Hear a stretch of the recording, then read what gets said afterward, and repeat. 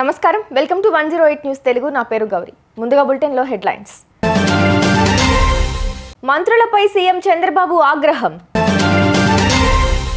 ORR toll టెండర్లపై SIT విచారణకు CM ఆదేశం. అలర్ట్, డోర్ బెల్ కొట్టి మహిళ మెడలో నుంచి పుస్తెల తాడును లాక్కెళ్లిన దొంగ.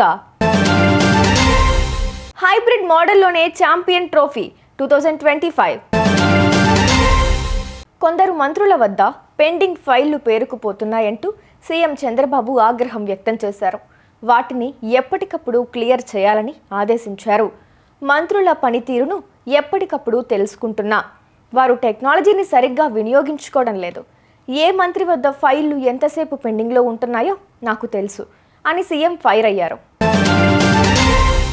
గత ప్రభుత్వ హయాంలో ఓఆర్ఆర్ టోల్ టెండర్లను ప్రైవేటుకు అప్పగించడంపై సీఎం రేవంత్ సిట్ విచారణకు ఆదేశించారు. హరీష్ రావు కోరిక మేరకే సిట్ విచారణ చేయిస్తామని రేవంత్ అసెంబ్లీలో చెప్పారు. బీఆర్ఎస్ హయాంలో ఓఆర్ఆర్ను అప్పనంగా అమ్ముకున్నారు. ఎన్నికల్లో ఓడిపోతున్నామని దీనిని విక్రయించారు. దేశం విడిచిపెట్టిపోయేందుకే ఈ ప్లానింగ్ వేశారు అని సీఎం ఆరోపించారు. కాగా ఓఆర్ఆర్ టెండర్లపై తాను విచారణ కోరలేదని హరీష్ చెప్పారు. ఇన్నాళ్ళు రోడ్ల మీద చూసిన చైన్ స్నాచింగ్ ఇప్పుడు ఇళ్లలోనూ జరుగుతోంది.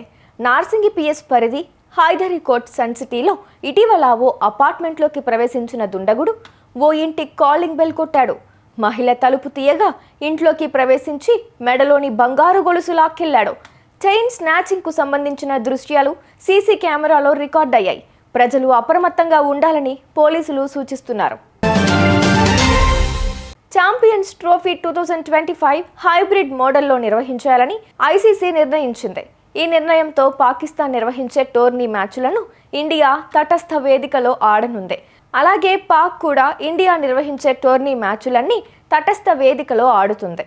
దీంతో పాటు 2024 నుంచి 2027 వరకు జరిగే అన్ని ఐసీసీ ఈవెంట్స్ హైబ్రిడ్ మోడల్లో జరుగుతాయని ఐసీసీ వెల్లడించింది.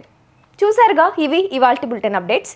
మరో బులెటిన్తో మళ్ళీ మీ ముందుకు వస్తాను. అంతవరకు కీప్ వాచింగ్ 108 న్యూస్ తెలుగు.